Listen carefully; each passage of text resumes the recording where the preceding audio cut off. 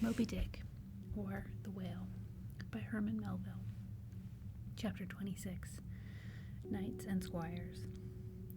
The chief mate of the Pequod was Starbuck, a native of Nantucketer and a Quaker by descent. He was a long, earnest man, and though born on an icy coast, seemed well adapted to endure hot latitudes, his flesh being hard as twice-baked biscuits. Transported to the Indies, his live blood would not spoil like bottled ale.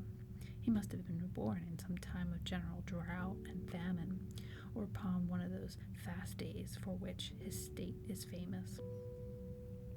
Only some 30 arid summers had he seen. Those summers had dried up all his physical superfluousness. But this, his thinness, so to speak, seemed no more the token of wasting anxieties and cares than it seemed the indication of any bodily blight. It was merely the condensation of the man. He was by no means ill-looking, quite the contrary. His pure, tight skin was an excellent fit, and closely wrapped up in it, and embalmed with inner health and strength, like a revitalized Egyptian. This Starbuck seemed prepared to endure for long ages to come, and to endure always as now. For be it polar snow or torrid sun, like patent chronometer, his interior vitality was warranted to do well in all climates. Looking to his eyes, you seem to see there the yet lingering images of those thousand-fold perils he had calmly confronted through life. And steadfast man, whose life, for the most part, was a telling pantomime of action, and not a tame chapter of words. Yet, for all his hardy sobriety and fortitude, there were certain qualities in him which at times affected, and in some cases seemed well nigh to overbalance all the rest. Uncommonly consciousness for a seaman, and endued with a deep natural reverence, the wild, watery loneliness of his life did therefore strongly incline him to superstition.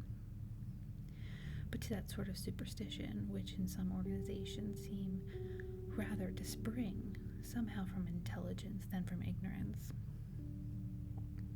Outward portents and inward presentiments were his, and if at times these things bent the welded iron of his soul, much more did his far-away domestic memories of his young Cape wife and child tend to bend him still more from the original ruggedness of his nature, and open him still further to those latent influences which, in some honest-hearted man, restrain the gush of daredevil daring so often evinced by others in the most perilous vicissitudes of the fishery. "I will have no man in my boat," said Starbuck, who was not afraid of a whale. By this he seemed to mean not only that the most reliable and useful courage was that which arises from the fair estimation of the encountered peril, but that an utterly fearless man is a far more dangerous comrade than a coward. Aye, said Stubb, the second mate. Starbuck, there is as careful a man as you'll find anywhere in this fishery. But we shall ere long see what that word careful precisely means when used by a man like Stubb, or almost any other whale hunter. Starbuck was no crusader after perils. In him courage was not a sentiment, but a thing simply useful to him and always at hand upon all mortally practical occasions. Besides, he thought, perhaps, that in this business of whaling, courage was one of the great staple outfits of the ship, like her beef and her bread, and not to be foolishly wasted.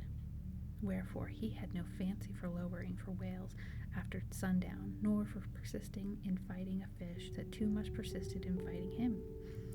For though Starbuck, I am here in this critical ocean to kill whales for my living, and not to be killed by them for theirs, and that hundreds of men had been so killed Starbuck well knew.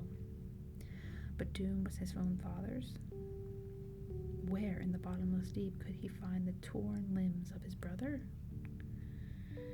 With memories like these in him, and moreover given to a certain superstitiousness, as has been said, the courage of the Starbuck, which could, nevertheless, still flourish, must indeed have been extreme. But it was not in reasonable nature that a man so organized and with such terrible experiences and remembrances as he had, it was not in nature, but these things should fail in latently engendering an element in him, which under suitable circumstances will break out from its confinement and burn all his courage up. And brave as he might be, it was that sort of bravery, chiefly visible in some intrepid men, which while generally abiding firm in the conflict with seas or winds or whales or any of the ordinary irrational horrors of the world, it cannot withstand those more terrific, because more spiritual terrors, which sometimes menace you from the concentrating brow of an enraged and mighty man. But were the coming narrative to reveal, in any instance, the complete abasement of poor Starbuck's fortitude, scarce might I have the heart to write it, for it is a thing most sorrowful, nay, shocking, to expose the fall of valor in the soul. Men may seem detestable as joint stock companies and nations, knaves, fools, and murderers there may be. Men may have that mean and meager faces. But man in the ideal is so noble and so sparkling, such as the grand and glowing creature, that over any enormous blemish in all his fellows should run to throw their costliest robes. That immaculate manliness we feel within ourselves, so far within us, that it remains intact though all the outer character seem gone, bleeds with keenness, anguish at the undraped spectacle of a valor-ruined man. Nor can piety itself, at such a shameful sight, completely stifle her upbraidings against the permitting stars. But this august dignity I treat of is not the dignity of kings and robes, but that abounding dignity which has no robed investiture. Thou shalt see it shining in the arm that wields a pick or drives a spike, that democratic dignity which, on all hands, radiates without end from God himself, the great God absolute, the center and circumference of all democracy, his omnipresence, our divine equality. If then to meanest mariners and renegades and castaways I shall hereafter ascribe high qualities, though dark, weave round them tragic graces, if even the most mournful, perchance the most abased among them all, shall at times lift himself to the exalted mounts, if I shall touch the workman's arm with some ethereal light, if I shall spread a rainbow over his disastrous set of sun, then against all mortal critics bear me out in it, thou just spirit of equality, which hast spread one royal mantle of humanity over all mankind.